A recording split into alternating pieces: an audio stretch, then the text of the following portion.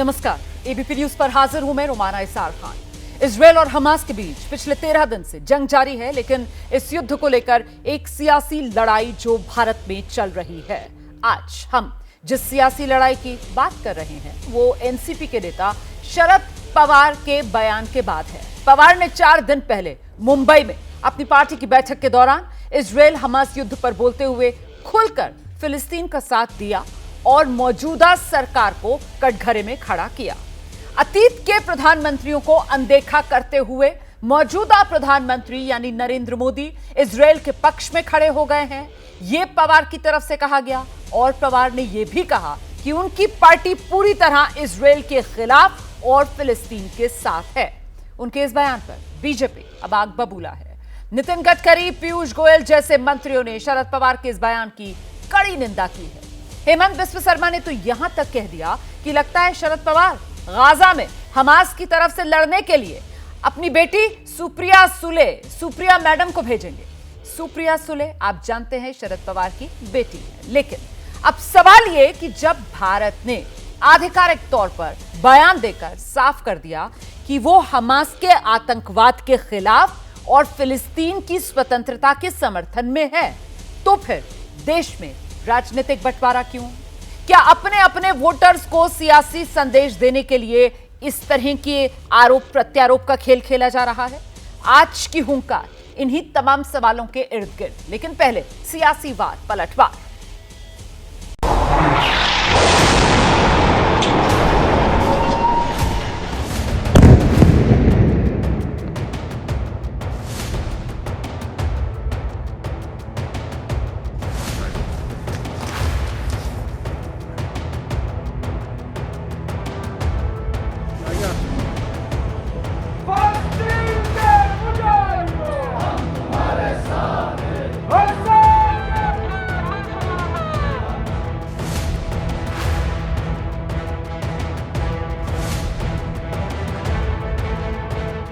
जवाहरलाल नेहरू, इंदिरा गांधी, राजीव गांधी, अटल बिहारी वाजपेयी या सगळ्यांची भूमिका ही होती पॅलेस्टाईनला मदत करायची। या देशाच्या प्रधानमंत्र्यांनी इस्रायलची भूमिका घेतली आणि भूमी मालक जे आहेत त्यांच्याकडे दुर्लक्ष केलं। मेरा लगता है शरद पवार जी सुप्रिया मैडम को भेजेगा गाजा में हमास के लिए लड़ने के लिए। हमारे इंडिया में कोई नेता का जन्म हुआ है, वो अभी हमास को भी क्लीन सीट देने के लिए लगा हुआ है। I'm surprised because Hemanta Biswa Sarma ji has the same DNA as me. He's an original Congressi. I'm surprised how this change has happened towards women and the approach. It's probably going into BJP's little rubbing off on him. फिलिस्तीनी को नरेंद्र मोदी भी समर्थन कर रहे हैं, लेकिन Hamas जैसे आतंकवादी को हम नहीं समर्थन करते। मुझे लगता है एक्सटर्नल अफेयर मिनिस्ट्री ने पैलेस्टीन के बारे में भी कुछ बयान किया है। वो पहले वो देखे तो मुझे लगता है उनको समझ में आएगा कि उनकी सरकार क्या निर्णय कर रही है। मुझे बेहद आपत्ति भी है और दुख भी है शरद पवार जैसे लोगों के वक्तव्य पर। विदेश नीति सरकार तय करती है और उस आधार पर सरकार या देश के प्रधानमंत्री या विदेश मंत्री अपनी राय देते हैं।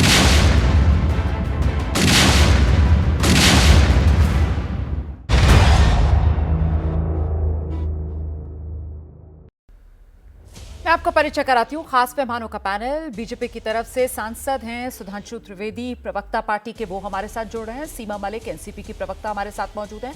वारिस पठान एआईएमआईएम की प्रवक्ता हमारे साथ कुछ ही देर में जुड़ेंगे। साथ ही बृजमोहन श्रीवास्तव एनसीपी अजित गुट के प्रवक्ता भी जुड़ गए हमारे साथ। और साथ ही आप देख रहे हैं शिवसेना उद्धव गुट के प्रवक्ता आनंद दुबे भी हमारे साथ मौजूद हैं। बहुत स्वागत आप सभी का। सुधांशु जी, मैं सबसे पहले आपके पास आना चाह रही हूँ और आपसे समझना चाह रही हूँ, आपको क्या लगता है सर, विपक्ष की तरफ से यह सवाल क्यों खड़ा किया जा रहा है कि देश के प्रधानमंत्री फिलिस्तीन नहीं इजरायल के साथ खड़े नजर आ रहे हैं? सुधांशु जी।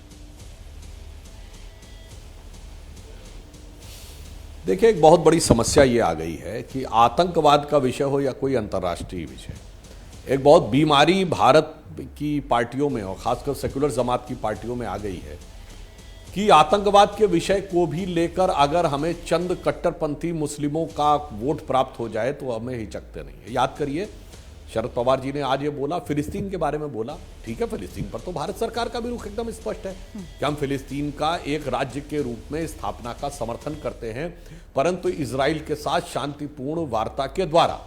परंतु शांति और वार्ता का तो उन्होंने उल्लेख नहीं किया।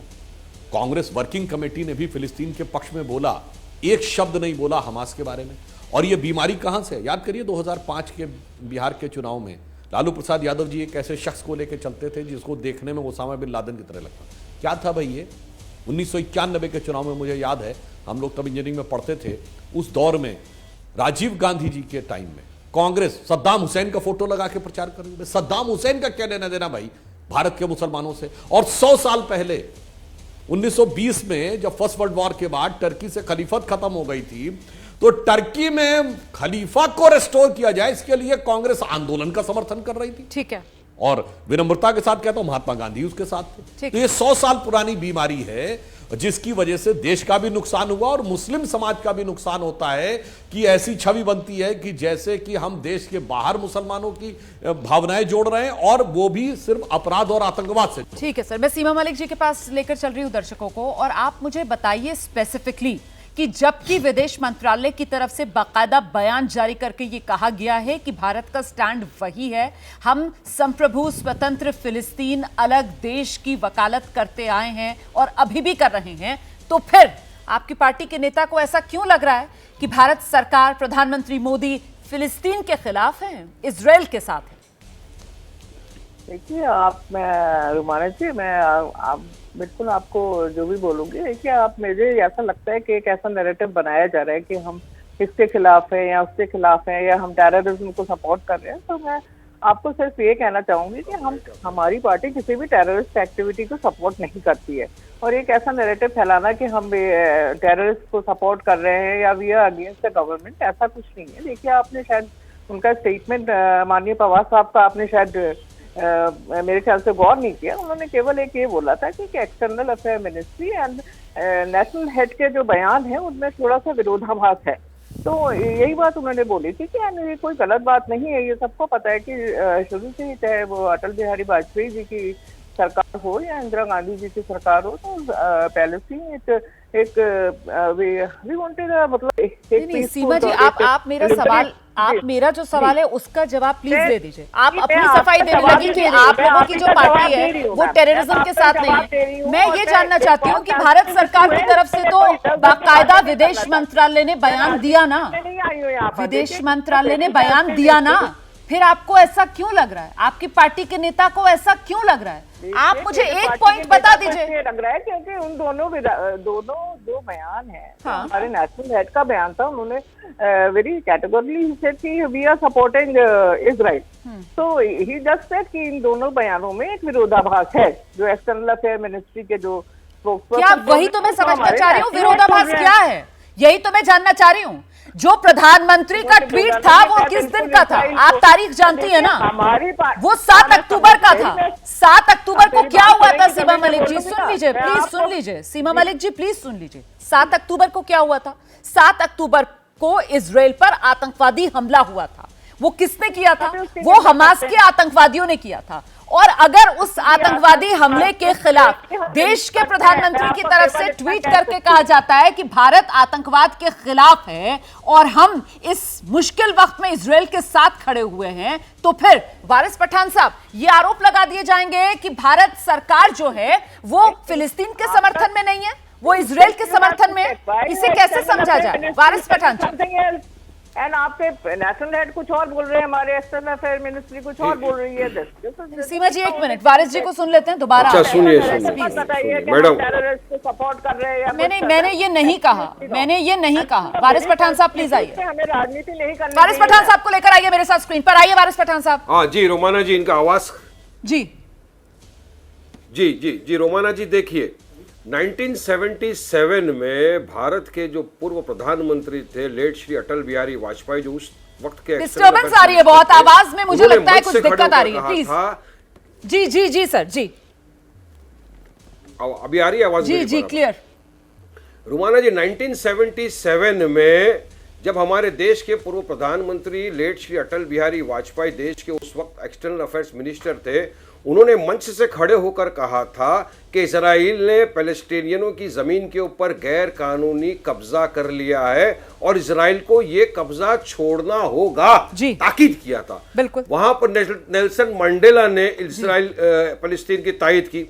पूर्व प्रेसिडेंट जो बराक हुसैन ओबामा है, उन्होंने फलस्तीन की तायद की थी। हमारा एक्सटर्नल मिनिस्ट्री ने उस दिन जो प्रेस कॉन्फ्रेंस किया उसमें उन्होंने साफ तौर से कहा कि इंडिया फिलिस्तीन के इंडिपेंडेंस के साथ खड़ा हुआ है। मगर यह सुधांशु त्रिवेदी पिछले 10 दिन से मुझे एक ही चीज बोल रहे हैं, आपका क्या लेना देना है। मैं आज एक एग्जाम्पल देना चाहूंगा सुधांशु भाई, सुनिए। अगर बाहर के मुल्क में, चाहे अबू धाबी हो, ऑस्ट्रेलिया हो, लंदन हो, कहीं पर भी हमारे हिंदू भाइयों के मंदिर है, हमारे हिंदू भाई बहन उनके बच्चे रहते हैं, अगर वहां पर कोई लोग हमारे हिंदू भाइयों के मंदिर को तोड़ेगा, कोई उनके बच्चों का नरसंहार करेगा, कत्लेआम कर देगा, तो क्या भारत देश का हिंदू भाई हमारा चुप बैठेगा?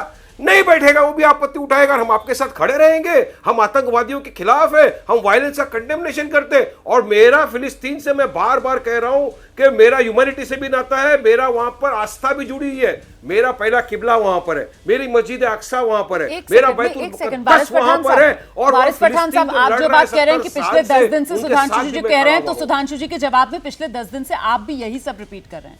मैं लेकिन आपसे ये जानना चाहती हूँ कि आप क्या चाहते हैं, भारत सरकार क्या करे? भारत सरकार इजराइल के साथ दुश्मनी मोल ले ले, भारत सरकार इजराइल के साथ अपने रिश्ते खत्म कर दे, मतलब आप क्या चाह रहे हैं? भारत सरकार क्या करे, आप प्लीज मुझे बताइए। नहीं, सुनिए क्यों खड़े, मैं बताता हूं। सुनिए क्यों खड़े, मैं बताता हूं।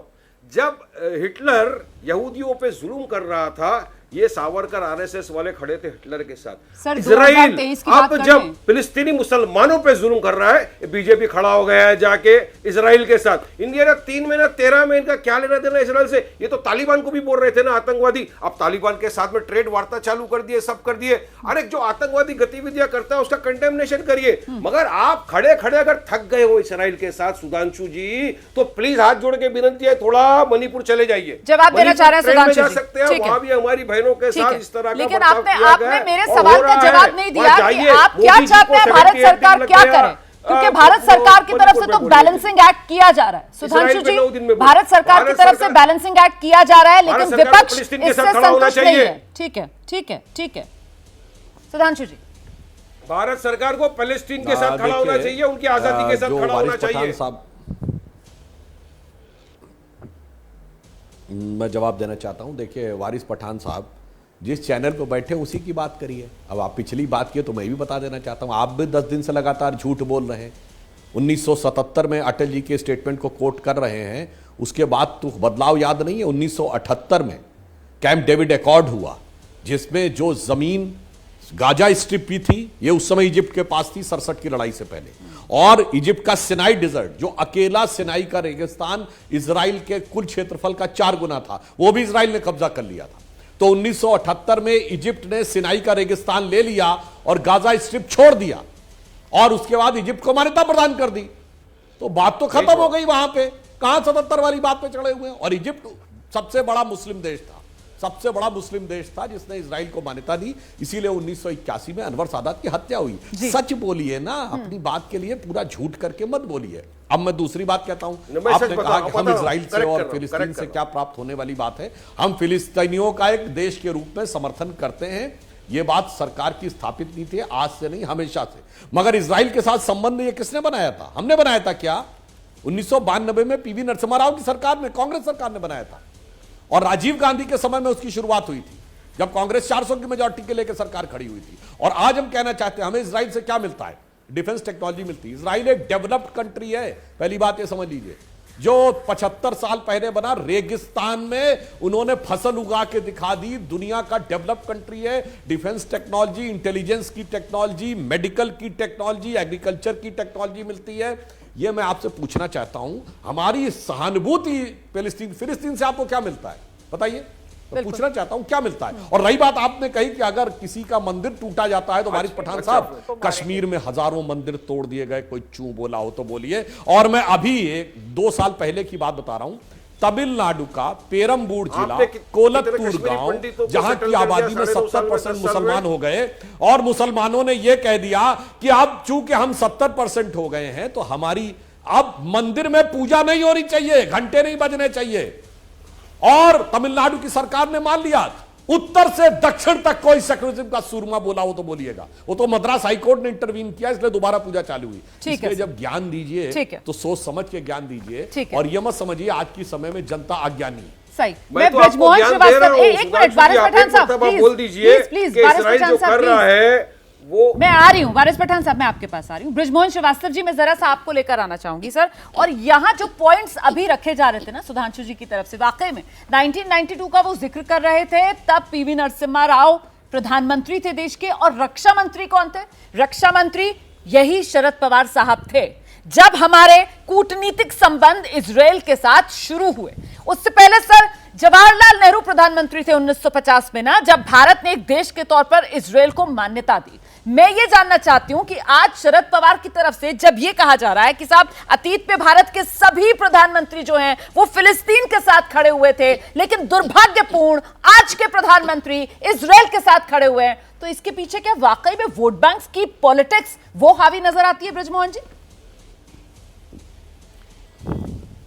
रोमाना जी, जब ये कहा जाता है कि भारत के प्रधानमंत्री सिर्फ इजराइल के साथ खड़े, तो उनको 2 रोज पहले जो आदरणीय मोदी जी ने एक जो ट्वीट किया है एक अस्पताल के ऊपर जिसपे कि 500 मरीज थे, गाजा उस पर पट्टी जब में अटैक किया इजराइल ने, तो उसको कंडेम किया आदरणीय प्रधानमंत्री ने गाजा पट्टी में, और इसकी प्रशंसा पूरे विश्व में हुई है। तो अब मुद्दा यह है कि जो लोग वोट की राजनीति करना चाहते हैं और उनको ऐसा लगता है कि आतंकवाद का समर्थन करके, हमास का समर्थन करके देश का जो अल्पसंख्यक वर्ग है उसके वो चहेते बन सकते हैं, मैं इस बात से असहमत हूँ। भारत का हर नागरिक शांति पसंद है और वो चाहता है कि विश्व में शांति हो। तो कुछ चुनिंदा लोगों जो चाहते हैं कि इस प्रकार से बात करके वो अल्पसंख्यकों का चेहरा बन सकते हैं, तो मैं सोचता हूँ ये अल्पसंख्यकों की आवाज़ नहीं है, क्योंकि कौन ये चाहेगा कि छोटे बच्चों को मार दिया जाए। निश्चित रूप से हमास से शुरुआत की है, कोई नहीं चाहेगा सर। ये तो हकीकत है ना, इसको कोई नकार नहीं सकता, इसको नहीं नकारा जा सकता है। आप बिल्कुल सही कह रहे हैं। मैं जल्दी से आनंद दुबे जी के पास अब इस चर्चा को लेकर जाना चाहूंगी। आनंद दुबे जी, तो फिर जब भारत सरकार ना इधर ना उधर, तो फिर क्यों है ये सियासी गदर कि मोदी सरकार इजराइल के साथ है, फिलिस्तीन के साथ नहीं है? सर रोमाना जी नमस्ते। आपकी डिबेट सुन रहा था। भारतीय जनता पार्टी के हमारे बड़े भाई प्रवक्ता सुधांशु जी कह रहे हैं कि इजराइल से हमें बहुत कुछ मिलता रहा है, फिलिस्तीन से हमें क्या मिलता है? इसका मतलब क्या करेंगे भाई? फिलिस्तीन को मार डालेंगे, फिलिस्तीन को समाप्त कर देंगे, उससे कुछ मिलता नहीं है, उपजाऊ नहीं है। अरे भाई उपजाऊ हो चाहे न हो, हम तो वसुधैव कुटुंबकम की बात करते हैं ना, हम तो सनातन धर्म की बात करते हैं ना, पूरा विश्व हमारा परिवार है ना। यदि कोई परिवार का हिस्सा हमें कुछ नहीं भी दे रहा तो क्या उसका समाप्ति सोचेंगे? बिल्कुल नहीं। जिस प्रकार हमास ने आतंकवादी हमला की, पूरी दुनिया ने निंदा की, प्रधानमंत्री जी ने भी निंदा की, हम सब ने भी निंदा की, तो क्या हमास को ढाल बनाकर फिलिस्तीन के निर्दोष प्राणियों को भी मार डालोगे? उन पर बम गिरा गिरा के अस्पतालों को ध्वस्त कर दोगे? हम ये बात नहीं समझ पा रहे हैं कि इजराइल और फिलिस्तीन की दुश्मनी कोई आज की तो है नहीं, वर्षों पुराना संघर्ष है, जमीन को कब्जे को लेकर संघर्ष है। पंडित अटल बिहारी वाजपेयी जी कह चुके हैं, हमेशा से यह देश हमेशा से शांति चाहता है, प्रेम चाहता है, लेकिन इस प्रेम और शांति में ठीक है आपकी फिलिस्तीन से दोस्ती होगी, किसी की इजराइल से दोस्ती होगी, हम एक भारत देश होने के नाते हमें मानवता पर जोर देना चाहिए। यदि इजराइल की गलती अब हो रही है तो इजराइल को भी कड़ी फटकार लगाओ। यदि 7 अक्टूबर को हमास ने गलती की, हमास को फटकार लगाओ। हमें दो अलग अलग आंखों से नहीं देखना चाहिए, हमारे लिए पूरा विश्व एक समान होना चाहिए। यही तो हम कह रहे हैं। भारत सरकार कह रही है कि फिलिस्तीन की नीतियों पर हम समर्थन करते हैं, हम फिलिस्तीन से विचारधारा अलग नहीं रखते। मोदी साहब कहते हैं हम इजराइल के साथ खड़े हैं। तो आपको ये बताना होगा कि आप किसके साथ खड़े हैं।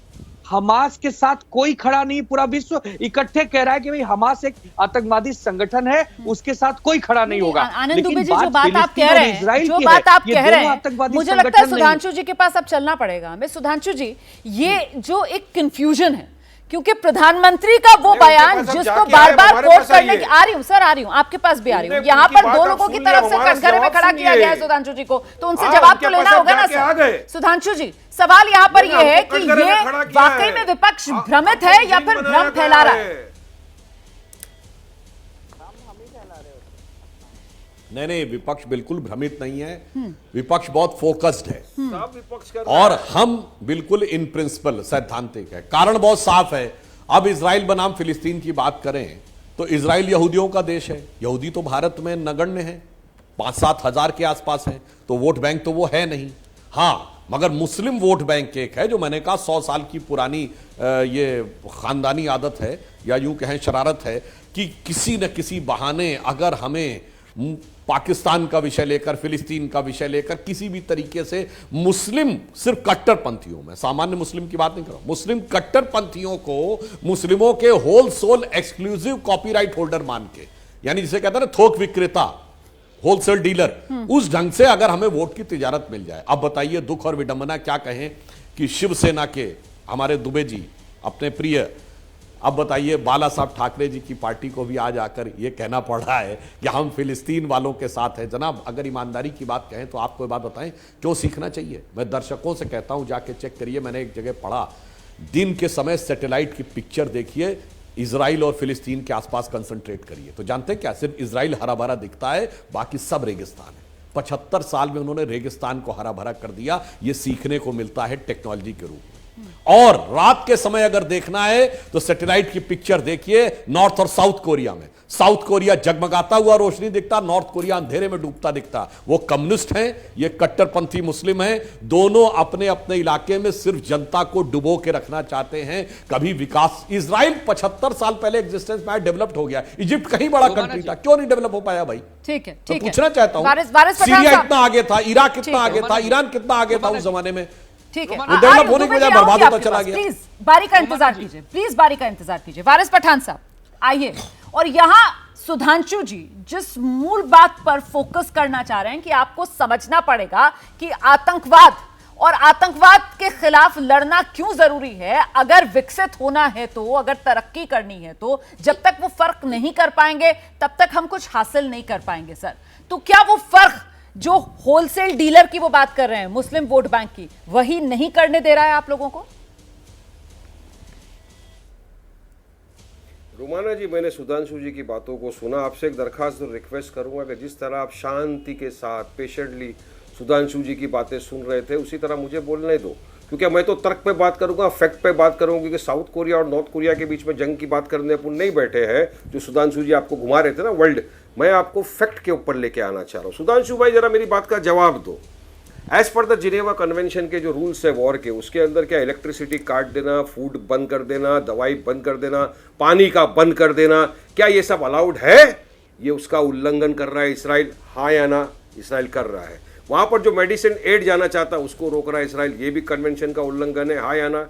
कर रहा है उल्लंघन। सिविलियंस के पॉपुलेटेड एरिया के अंदर आप बम्बार्डिंग नहीं कर सकते, इसराइल बम्बार्डिंग करता जा रहा है, ये उल्लंघन है या नहीं वॉर क्राइम्स का? क्योंकि वॉर के भी काफी कानून होते हैं, जंग के रूल होते हैं, सारे जंग का उल्लंघन कर रहा है। मास मर्डर, जेनोसाइड, नरसंहार, इसको टेररिज्म नहीं कहेंगे तो टेररिज्म किसको कहेंगे? यही तो एक्ट ऑफ टेरर है। जब रशिया ने यूक्रेन के ऊपर इस तरह की कुछ बर्बरता करने की कोशिश की थी, इस यूरोपियन कंट्री की महिला चीफ जो इजराइल गई थी 2 दिन पहले, उन्होंने उस वक्त खड़े होकर कहा था कि this are act of terror. आप किसी का पानी, फूड, चाय, इलेक्ट्रिसिटी बंद नहीं कर सकते, मेडिसिन आप बंद नहीं कर सकते। गाजा के अस्पताल में लोग खड़े होकर बोल रहे हैं डॉक्टर कि यहां पर ना मेडिसिन है ना लाइट है, जितने जमाए सब मर जाएंगे। तो आप इसराइल को टेररिस्ट मानते हैं या इसराइल को टेररिस्ट नहीं मानते? इसराइल ये एक्टिविटी कर रहा है, ये टेररिस्ट एक्टिविटीज है। नेतन्याहू एक वॉर क्रिमिनल है। नेतन्याहू का केस इंटरनेशनल लॉ के हिसाब से चलना चाहिए, उसको सजा होनी चाहिए, नहीं होनी चाहिए? सवाल का जवाब दिया। मुझे छोटा सा ब्रेक के लिए यहाँ पर रुकना है, इसके बाद सुधांशु जी आप जवाब दे दीजिएगा। और सवाल यहाँ पर ये भी एक सामने आता है, जो पॉइंट्स वारिस पठान रख रहे थे कि साहब वो ह्यूमैनिटेरियन क्राइसिस वाली सिचुएशन जो गाजा पट्टी में बनी हुई है, मतलब जिससे एक आम फिलिस्तीनी को जूझना पड़ रहा है, और मुझे लगता है कि हमास के आतंकवादी और आम फिलिस्तीनी, इसको अलग अलग करके देखना होगा। तो क्या उस दिशा में भारत सरकार की तरफ से किसी तरीके की कोई पहल विपक्षी नेता चाह रहे हैं कि प्रधानमंत्री नरेंद्र मोदी की तरफ से की जाए? क्योंकि हम सब जानते हैं कि पीएम की जो शख्सियत है वो दुनिया में विश्व गुरु वाली है। तो इजराइल और गाजा पट्टी में लड़ाई, लेकिन राजनीति जो है वो भारत में गरमाई, इसी पर हम चर्चा कर रहे हैं। इस बीच बड़ी खबर युद्ध भूमि से आ रही है। जंग के बीच तेल अवीव से खबर सामने यह आई है कि यूके के प्रधानमंत्री ऋषि सुनक जिस समय तेल अवीव में थे, उसी वक्त तेल अवीव के नजदीक रॉकेट गिरा है। तेल अवीव में सुनक के रहते यह रॉकेट हमला हुआ है। तेल अवीव में लगातार सायरन भी बज रहे हैं। नेतन्याहू सुनक मुलाकात के दौरान तेल अवीव में ये हमला। दिखाते हैं आपको मौके से एक रिपोर्ट। एक बार फिर से साइलेंट अटैक हुआ और एक बार फिर मैं आपको बता दूं कि ऋषि सुनक के रहते हुए तेल अवीव में रॉकेट अटैक्स किए जा रहे हैं और लोग अब यहाँ पर सायरन बजने के बाद तुरंत ही शेल्टर लेने की कोशिश करते हैं। आपको दिखाई देगा, लोग देखिए किस तरह से भागकर शेल्टर लेने की कोशिश कर रहे हैं और ये साफ दर्शा रहा है कि जो हमास की तरफ से जो पश्चिमी लीडर्स आ रहे हैं वो हमास को बिल्कुल भी पसंद नहीं आ रहा और इसी वजह से ये जो आपको मूवमेंट दिखाई देगा कि किस तरह से ऋषि सुनक के होते हुए अभी कुछ घंटे पहले ऋषि सुनक के पहले लोगों को किस तरह से वो नीचे शेल्टर लेने की कोशिश कर रहे हैं और ये साफ दर्शा रहा है कि कल बाइडेन के रहते हुए एक मिसाइल दागी गई हमास द्वारा और अब ऋषि सुनक के रहते हुए इस तरह यहाँ पर रॉकेट्स के सायरन बज रहे हैं। जनरली हम देखते हैं कि शाम के समय तेल अवीव में रॉकेट अटैक्स होते हैं, लेकिन अब भरी दोपहर में ये आपने धमाके की आवाज़ सुनी। भरी दोपहर में इस तरह से रॉकेट अटैक हो रहे हैं और दिखाई देगा कि गाड़ियाँ, ये देखिए इनफैक्ट ये रॉकेट न्यूट्रलाइज कर लिया क्या हम आपको दिखा रहे हैं। एक ही रॉकेट था, ऐसा लगता है आपको पूरा का पूरा ट्रेल और वो धुएं का छल्ला दोनों दिखाई देगा। मेरे पीछे भी आपको लोग दिखाई देंगे क्योंकि हम भी कवर ले चुके हैं नीचे यहाँ पर। ये एक बड़ी बॉम्ब शेल्टर टाइप छत है जिसके नीचे हम आ चुके हैं और साथ ही साथ मैं कोशिश कर रहा हूँ कि अपने आप को सुरक्षित रखते मैं आपको यहाँ पर किस तरह से एक्टिविटीज़ हो रही हैं वो भी दिखाते रहूँ, क्योंकि ये एक बहुत बड़ी बात है। जनरली हम अटैक देखते हैं, लेकिन इस तरह से अटैक आपको अधिकतर गाड़ियाँ लगभग 95-99% गाड़ियाँ की हुई दिखाई देंगी। वो इसलिए क्योंकि जब इस तरह से अटैक होता है, रॉकेट अटैक, तो फिर लोग तुरंत गाड़ियाँ रोक देते हैं और वो किसी बॉम्ब प्रूफ शेल्टर के ठीक नीचे आ जाते हैं। तो एक बार फिर हमास न केवल इजराइल को बल्कि पश्चिमी ताकतों को भी एक साथ चैलेंज करते हुए इजराइल की ज़मीन पर एक बार फिर से रॉकेट दागते हुए। मैं आशीष सिंह, तेल अवीव से एबीपी न्यूज़ के लिए। तो आप ये युद्धभूमि से रिपोर्ट देख रहे थे। कुल मिलाकर सुरक्षा के लिहाज से हालात बेहद नाजुक वहां पर बने हुए हैं। ना हमास बाज आ रहा है और हमास के इन हमलों का इजराइल भी मुंह तोड़ जवाब दे रहा है। सभी खास मेहमान हमारे साथ बने हुए हैं। सुधांशु जी, जिस बात का जिक्र यहां पर ब्रेक पर जाने से पहले हुआ सर, ह्यूमैनिटेरियन एड को लेकर चाहे अमेरिका हो चाहे यूके हो, सबकी तरफ से मदद गाजा पट्टी में पहुंचाने की बात की जा रही है। अच्छा, इससे पहले वो कोरोना वाली महामारी हो या फिर यूक्रेन रूस के बीच युद्ध हो, भारत की जो भूमिका रही है अंधकार वाले दुनिया में एक रोशनी वाला सितारा बनकर उभरने की, इस मामले में आपको लगता है कि वो भूमिका हिंदुस्तान निभाता हुआ नजर नहीं आ रहा और इसी वजह से विपक्ष को यह सवाल उठाने का मौका मिल रहा है सर? देखिए, सबसे पहले तो मैं आपके संवाददाता को शुभकामनाएं दूंगा क्योंकि इस खतरनाक वातावरण में वो अपनी जान जोखिम में डालकर जिस प्रकार से इस समय न्यूज़ रिपोर्टिंग कर रहे हैं और भी तमाम पत्रकार जगत के लोग। अब जो बात वारिस पठान साहब ने कही, मुझे लगता है वो मेरी बात को प्रूव कर गए। अभी क्या दिखाया गया कि हमास रॉकेट छोड़ रहा है और वारिस पठान साहब ने क्या कहा कि इलेक्ट्रिसिटी बंद कर दी है इजराइल ने। मतलब हम गाजा स्ट्रिप के पास अपना कोई पावर जनरेशन प्लांट नहीं है, मतलब रॉकेट बना लिए हैं, बिजली नहीं बना पा रहे हैं। यही तो आपने साबित करने की कोशिश की। यही तो मैं कहना चाह रहा हूं, टेक्नोलॉजी और डेवलपमेंट की तरफ ना बढ़ के सिर्फ जंग की तरफ बढ़ते हैं। न्यूक्लियर बम बनाने की तरफ भागेंगे, न्यूक्लियर मेडिसिन की तरफ नहीं भागेंगे। मतलब आपने एक्सेप्ट कर लिया, मान लीजिए हमारी चीन या पाकिस्तान से लड़ाई हो तो हमारी बिजली कैसे काट देगा भाई वो? इसका मतलब हमारे पास ना पावर प्लांट है ना हमारे पास वाटर ट्रीटमेंट प्लांट। बिजली किधर ये की आपने एक्सेप्ट कर लिया, यही कारण है सबसे बड़ी समस्या का। और मैं दूसरा में ये भी बात कहना चाह रहा हूं, समझिए भाई, आप सुन लीजिए सर, मैं दोबारा आपके पास आऊंगी। और मैं पूछना चाह रहा हूं कि जितने भी एडजॉइनिंग कंट्रीज है, अरे भाई सुनिए, इसका मतलब आप इजराइल से बिजली ले रहे थे क्या? क्यों ले रहे थे इजराइल से बिजली? साफ बोलिए। अरे अब मैं दूसरी बात, दोपहर को तो उसमें देखिए जितने एडजॉइनिंग मुस्लिम कंट्रीज, दोपहर को मिसाइल मार रहा है। अरे मैं वही तो मैं कह रहा हूं, मिसाइल मारेंगे और बिजली भी लेंगे। गजब है भाई, क्यों नहीं अपनी बिजली बनाई भाई? इतने दिनों में अपनी बिजली क्यों नहीं बना रहे भाई? पावर प्लांट आपका कोई नहीं है, वाटर ट्रीटमेंट प्लांट आपका कोई नहीं है, रॉकेट बनाने की फैक्ट्रियां हैं। अब मैं दूसरी बात कह रहा हूं, अरे मिसाइल हमास मार रहा है डिस्टर्ब करने बिजली का। पानी खाना पीना अनकंफर्टेबल फैक्ट आया तो डिस्टर्ब करने लगे। ठीक है, ठीक है सुधांशु जी, जो मेरा सवाल था सर वो कहीं पीछे छूट गया। जो भारत की भूमिका रही है, चाहे कोरोना महामारी हो या फिर रूस यूक्रेन युद्ध, वहां पर भी हमने बैलेंसिंग एक्ट किया। यहां पर क्या हम वो नहीं कर रहे हैं? जी जी जी। अब मैं उसी बिंदु पे आ रहा हूं। मुझे समझ में नहीं आ रहा है, अगर इतनी हालात नाजुक हैं जो पूरी दुनिया देख रही है गाजा पट्टी में, तो वहां के एडजॉइनिंग जितने भी मुस्लिम कंट्री हैं वो अपना दामने रहमत का दरवाजा क्यों नहीं खोल रहे भाई? ना इजिप्ट खोल रहा, ना जॉर्डन खोल रहा, ना सीरिया खोल रहा, ना इराक खोल रहा। आ जाओ, ये कहेंगे नहीं आने नहीं देना है। ईरान ये कहेगा कि अगर बमबारी बंद हो जाए तो हम हमास के जो 5 बंधक हैं उनको छोड़ देंगे, मगर दरवाजा नहीं खोल रहा कि आ जाओ। चलो कोई बात नहीं। तो ये बताइए, जो आप ह्यूमैनिटेरियन एड की बात कर रही रोमाना जी, ये कितने मुस्लिम कंट्री ह्यूमैनिटेरियन एड दे रहे हैं? आप फोटो दिखाइए, कितनों के हवाई जहाज खड़े हुए हैं दवाइयों से लैस, इस परमिशन के इंतजार में कि उन्हें परमिशन मिले और वहां लैंड करें। मैं पूछता हूं वारिस पठान से, यही राजनीति है कि ना बिजली बनाओ, ना पानी बनाओ, ना दवा पहुंचाओ, ना शरणार्थियों के लिए दरवाजे खोलो, पूरी दुनिया में लड़ाई लगवाओ और हिंदुस्तान में लड़ाई लड़ो उसके ऊपर?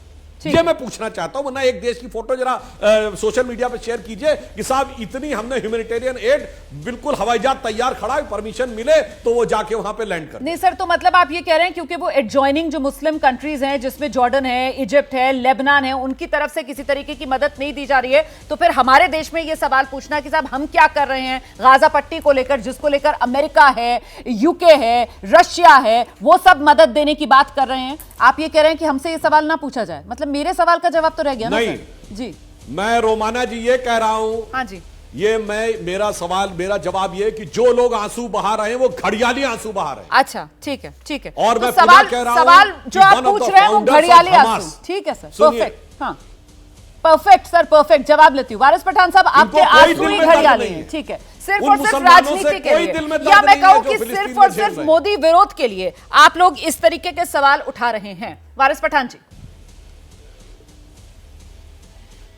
ये सुधांशु जी बेचारे भौखला गए, इनको खुद को समझ में नहीं आ रहा कि कहाँ खड़े हो, मोदी के साथ खड़े हो या भारत के साथ। देखिए सर, आप अपनी बात पूरी कर लीजिएगा, मैं सिर्फ इतना कहना चाहती हूँ कि संयम के साथ अपनी बात रखिएगा, कोई ऐसे शब्द इस्तेमाल मत कीजिएगा जिससे माहौल खराब हो, please please. I am taking a chill pill sir, but I am also instructing you to kindly please please please be careful with your words sir, it's just a humble request, please sir आइए, please आइए। Take a chill pill. Okay okay okay okay. अभी इन्होंने कहा मार रहा है, missile मार रहा है, ये कर रहा है, मिसाइल मार रहा है हमास, खाना पीना दवाई मेडिसिन आपने बंद कर दिया फिलिस्तीनियों का, तो क्या अलाउड है क्या?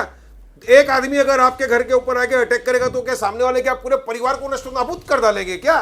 यही आतंकवादी गतिविधियां इसको बोलते हैं, यही एक्ट ऑफ टेररिज्म इसको बोला जाता है। सुधांशु जी, ओस्लो एकॉर्ड का आपने क्या कहा? अभी ओस्लो एकॉर्ड जब 1993 में साइन हो गया था, इजराइल ने कहा था 5 साल के अंदर आपको दे देंगे, आपकी जमीन पैलेस्टाइन बना के दे देंगे, नया कंट्री। चलो बताओ मेरे को क्यों नहीं बना के दिया अब तक? क्यों सिर्फ खेल रहा है? 2005 में इजराइल ने फिलिस्तीन को जगह दिया, ऑक्यूपेशन नहीं छोड़ा। और आज आप बोल रहे हो ना 57 कंट्री चले जाओ, तो यूरोपियन कंट्रीज से काफी ज्यूजों को निकाला गया, भगाया गया, वो छोड़ गया इजराइल में। क्यों वापस यूरोपियन कंट्री उनको नहीं ले लेता अपने पास? चलिए बोलिए, सर वो पुरानी बातें तो छोड़ दीजिए, अभी कल ही ओआईसी की बैठक हुई है ना, कल ही ओआईसी की बैठक हुई है ना, मुझे लगता है जरा सा बृजमोहन जी के पास हम चलते हैं। सर यहाँ पर जिस तरीके की बातें विपक्ष की तरफ से रखी जा रही हैं, मैं समझ नहीं पा रही हूँ कि भारत सरकार से ये लोग क्या चाह रहे हैं, क्योंकि भारत सरकार तो एक बैलेंसिंग एक्ट करके ही चल रही है। रूस यूक्रेन के युद्ध के समय में भी बहुत सी ऐसी ताकतें थी जो चाहती थी कि हम किसी की साइड ले लें, लेकिन हम न्यूट्रल रहे, क्योंकि कूटनीति यही होती है कि आप अपना देश हित देखें। लेकिन इस बार जो विपक्ष की भूमिका है उसे आप किस तरीके से आंक रहे हैं बृजमोहन जी? क्योंकि मैं नहीं समझ पा रही विपक्ष चाह क्या रहा है, वो क्या चाह रहा है, हम क्या करें? रोमाना जी, अभी मैं वारिस पठान साहब को सुन रहा हूं, तो क्या कहना चाहते हैं इनको खुद को नहीं मालूम। एग्जैक्टली। एक तरफ जेनेवा कन्वेंशन की बात करते हैं, दूसरी तरफ ये कहते हैं कि आदरणीय मोदी जी ने इस मुद्दे पे कोई प्रतिक्रिया नहीं दी, तीसरी तरफ ये कहते हैं कि भारतीय जनता पार्टी इस मामले में पक्ष अपना नहीं रख पा रही है। मैं कहता हूं कि इस पूरे मामले में अगर आप हकीकत को देखें, देखिए पहले दिन जब ये घटना घटती है उसी दिन तत्काल चूंकि पहल हमास की तरफ से हुई थी, तो आदरणीय नरेंद्र मोदी जी ने उसको कंडेम किया, जो करना चाहिए था, क्योंकि वो उस समय शुरुआत इजराइल की तरफ से नहीं थी। लेकिन वहीं कल जब एक अस्पताल के ऊपर बम विस्फोट होता है, तो उसको मोदी जी ने पूरी तरह से कंडेम किया और उन्होंने कहा कि इजराइल की इस हरकत को स्वीकार नहीं किया जा सकता। तो भारत की जो नीति है वो पहले दिन से एक शांति प्रिय देश की रही है और हमेशा भारत ने इस बात का ध्यान रखा है कि मुल्कों में अगर कभी युद्ध हो तो हम शांति की पहल करें। यही बात अभी यूक्रेन और रशिया के लिए हुई थी। आदरणीय मोदी जी ने पहल की थी कि भाई दोनों देशों के बीच में युद्ध रुकना चाहिए। और मुझे पूरा विश्वास है आपने अपना पॉइंट रखा है। आनंद दुबे जी, रूस यूक्रेन युद्ध जिसने पूरी दुनिया को बांट दिया, हिंदुस्तान ने दिखाया कि कैसे आप एक साथ लेकर सहमति का रास्ता बना सकते हैं। अब यहां इजराइल और फिलिस्तीन हमास के साथ जो चल रहा है, 7 अक्टूबर इजराइल पर हमला होता है, प्रधानमंत्री की तरफ से बयान आता है। 12 अक्टूबर को विदेश मंत्रालय की तरफ से साफ कर दिया जाता है कि साहब फिलिस्तीन को लेकर जो रुख है भारत सरकार का वो जस का तस है। हम एक स्वतंत्र फिलिस्तीन की हमेशा वकालत करते रहे हैं, आज भी कर रहे हैं। इसके बाद सर कल 18 अक्टूबर वो जो गाजा पट्टी में अस्पताल पर अटैक होता है, उसको लेकर फिर प्रधानमंत्री की तरफ से सहानुभूति जताई जाती है वहां पर विक्टिम्स के साथ। तो यहां तो सर भारत सरकार की तरफ से एक परफेक्ट बैलेंसिंग एक्ट चल रहा है। ये सारी राजनीति विपक्ष के नेता ही करते हुए नजर आ रहे हैं सर। तो मतलब सिर्फ मोदी विरोध के नाम पर ये राजनीति करनी है? नहीं रोमाना जी, बिल्कुल नहीं। प्रधानमंत्री नरेंद्र मोदी जी को बीजेपी कहती है कि ये विश्व गुरु हैं, विश्व के नेता हैं। दूसरी तरफ आप देख रही हैं कि जो बाइडेन पहुंच गए, ऋषि सुनक पहुंच गए। प्रधानमंत्री जी आप कब पहुंचेंगे इजराइल? एक तरफ तो आप इजराइल की तारीफ कर रहे हैं, फिलिस्तीन के खिलाफ अपने आप को बता रहे हैं, दूसरी तरफ ना आप इजराइल की मदद कर रहे हैं ना फिलिस्तीन की मदद कर रहे हैं। आप एक दिखावा कैसा कर रहे हैं? हम तो बड़ा हैरान हैं। प्रधानमंत्री जी आप इजराइल गए होते, ऋषि सुनक और जो बाइडेन के साथ बैठकर पूरे विश्व को विश्वास में लिए होते और हमास को नस्तो नाबूद करने की कोई योजना बनाए होते, तब तो दुनिया कहती आप विश्व गुरु हैं, आप पूरे दुनिया के नेता हैं। आप यहां से बैठ के एक ट्वीट कर देना, उसके बाद फिर दूसरे देश के छोटे छोटे मासूम बच्चों पर बम गिराए जा रहे हैं। आपकी बात सुनकर ना, आपकी बात सुनकर सर सुधांशु जी मुस्कुरा रहे हैं, और वो शायद इसलिए मुस्कुरा रहे हैं क्योंकि पूरी की पूरी स्क्रिप्ट ही आप लिख देंगे सर। जबरदस्त, मतलब आपने पूरा बता दिया कि कैसे प्रधानमंत्री नरेंद्र मोदी इजराइल के साथ हैं, वो फिलिस्तीन के खिलाफ हैं, और वो अगर इजराइल के साथ हैं तो अब तक जो बाइडेन, ऋषि सुनक सब इजराइल चले गए हैं, प्रधानमंत्री मोदी क्यों नहीं इजराइल जा रहे हैं? मतलब सर ये जो आप पूरी स्क्रिप्ट लेकर आए हैं, अब चलती हूँ सर, मैं पूछती हूँ मैं पूछती हूँ ना सर सुधांशु जी से कि वो क्यों मुस्कुरा रहे हैं आपकी स्क्रिप्ट सुनकर। सुधांशु जी, कॉमेडी फिल्म की स्क्रिप्ट लग रही है क्या आपको जो आप मुस्कुरा रहे हैं सर? बिल्कुल। देखिए, शिवसेना की दुविधा इस मुद्दे पे सहज समझी जा सकती है। उत्तर भारत के ग्रामीण क्षेत्रों में एक कहावत होती है, आनंद दुबे जी को जरूर पता होगा, गायो गाभिन बरदो गाभिन, मतलब गाय भी गर्भवती है और बैल भी गर्भवती है। अपनी सुविधा के अनुसार आपको दोनों चीजों को सत्य सिद्ध करने का प्रयास करना है। इस दुविधा में इस समय आप फंसे हैं। और रोमाना जी, एक मैं फैक्ट बता देना चाहता हूं, हमास के संस्थापक असद मोहानी जो थे, उनका एक सबसे खास था, one of the cofounders of Hamas, Hassan Yousef. उसके बेटे मोसाब हसन यूसुफ ने किताब लिखी है 2010 में, one of the founders of Hamas के बेटे ने, और उसने 2010 में किताब लिखी सन ऑफ हमास। और उसने जो जो बातें लिखी है वो क्यों छोड़ के आया। उसने कहा गरीबों को की हत्या की जाती थी, मजलूमों की हत्या करके उसके ऊपर राजनीति की जाती थी वगैरह वगैरह, वो डिफेक्ट करके चला गया। तो मैं कह रहा हूं भाई, हमास के संस्थापकों में से एक के बेटे ने जो लिखा वो तो पढ़ लो, फिर भारत के बेटे आपस में लड़ाई लड़ने की कोशिश करो। इसलिए मैं वारिस पठान साहब से कहता हूं, थोड़ी बहुत जानकारी लेने के बाद अगर आप इन विषयों पे बात करें तो ज्यादा बेहतर है। और मैं सिर्फ सिंपल कह रहा हूं, वहां पे सबकी सबसे जारी है। यह हमास पीएलओ के खिलाफ लड़ता था, अब पीएलओ उसके साथ है। ईरान ने किसी जमाने में इराक के न्यूक्लियर रिएक्टर पे बम गिरवाने के लिए इजराइल का साथ लिया था, आज ईरान उसके खिलाफ है। वहां और पहले सऊदी अरब, यूनाइटेड अरब इमरात के खिलाफ इजराइल के साथ सुधांशु जी कर रहे थे कि सब आस पड़ोस के जो मुस्लिम देश हैं उनमें से कोई अपने दरवाजा नहीं खोल रहा है कि फिलिस्तीनी शरणार्थी हमारे यहाँ आ जाएं। और देखिए कौन कह रहा है कि हम कबूल करेंगे फिलिस्तीन के शरणार्थियों को, वो स्कॉटलैंड जो यूरोप में बैठा हुआ है। लेकिन इस बीच सीमा मलिक जी, फिर सवाल तो पलटकर आपसे पूछा जाएगा, क्योंकि आपकी पार्टी के नेता कटघरे में प्रधानमंत्री मोदी को खड़ा करते हैं कि साहब आप लोग देश की कूटनीति पर ये राजनीति क्यों कर रहे हैं सर? राजनीतिक रोटियां सेकने का ये खेल क्यों खेल रहे हैं सीमा जी? देखिए रोमाना जी, हम कोई रोटियां वोटियां नहीं सेक रहे हैं। और मैं आपको 1 मिनट दीजिएगा मुझे बोलने के लिए, अगर आपने मुझे बुलाया है तो।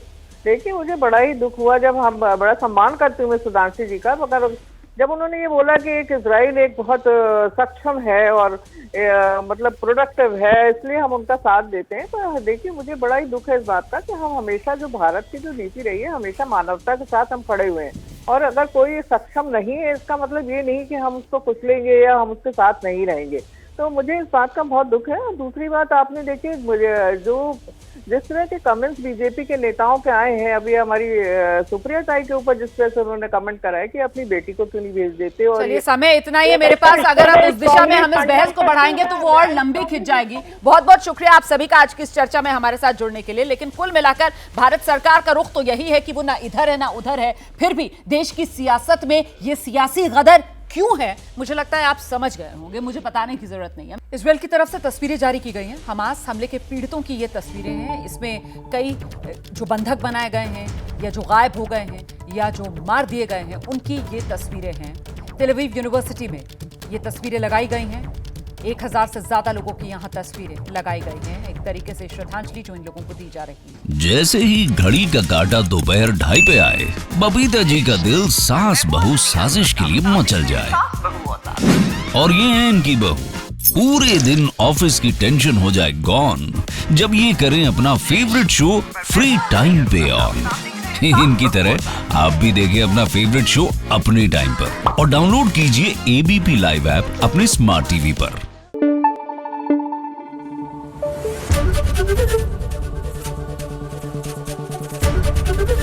एबीपी न्यूज आपको रखे आगे।